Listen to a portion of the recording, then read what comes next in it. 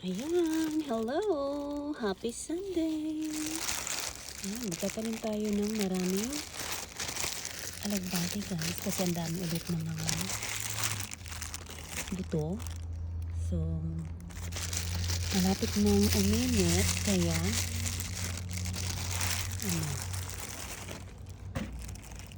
anong tawag doon? Tanggalin ko lang kasi ito yung dati kong pinagtamnan ng aking pechay na napakarami. And so ang gagawin natin, ayan, kasi maganda dito banda. Ayan.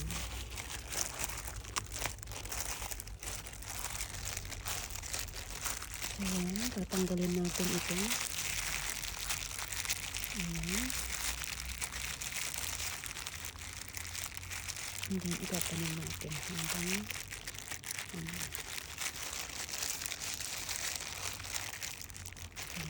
marami akong mga buto na nag-dry na mga ganito alugbati, pero ito na lang yung itatanim ko ngayon kasi at least fresh pa. Ayan. Kung gusto nyo ng tanim na alugbati guys, ayan, let me know, bibigyan ko kayo. Ayan. Kasi dumating na yung aking mga pot, mga fiber mga ganun kalaki. 15 gallon 15 gallon ba yun? 10 gallon, yeah, I think 10 pala yan. 10 gallon na fiber pot ba? Basta dumating na kasi sila ulit. Inorder ko sa Amazon. Ayan, dito natin ibilad natin dito. Marami yan. Ayan, andun, tinanggal ko na yung mga kasi na froze na to, mga namatay na. Ayan.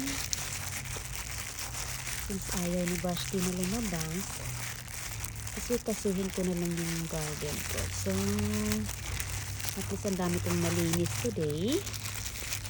Ang dami kong natanggal today. Na mga ayan, nalinis ko din doon banda. Ayan. And then later, tatakpan ulit natin kasi baka mag-froze ulit din ito. And mamatay yung mga, baka mag-froze yung mga tanim natin. Ayan. So far, maganda yung mga and yung broccoli natin, oh. Ay! Ayan. Ayan, diba? Ang ganda. Ayan yung ating mga, anong tawag doon? Onion. Yung onion ko, ang dami.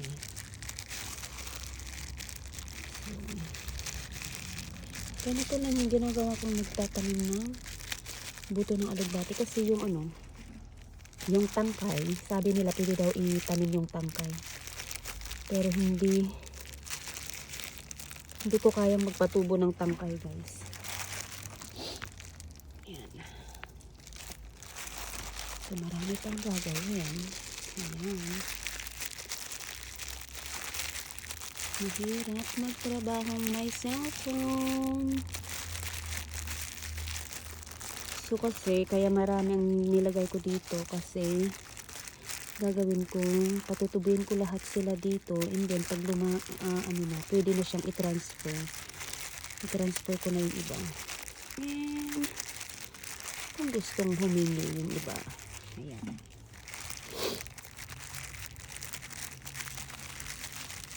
Ayan, diba? So, kailangan maglagay ng gloves kasi ito nag-stain kulay purple. mag-stain yung ano mo. Ay, ano ba yun? Kamay. Ayan.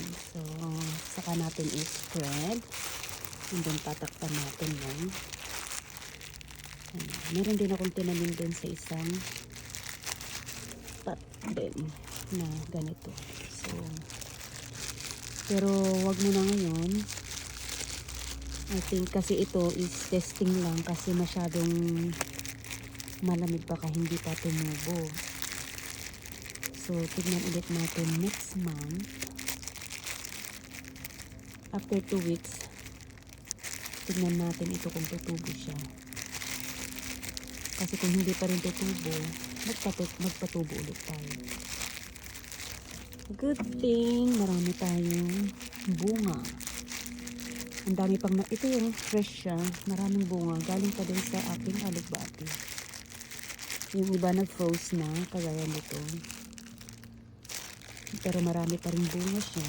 Yung iba dry na. Okay guys.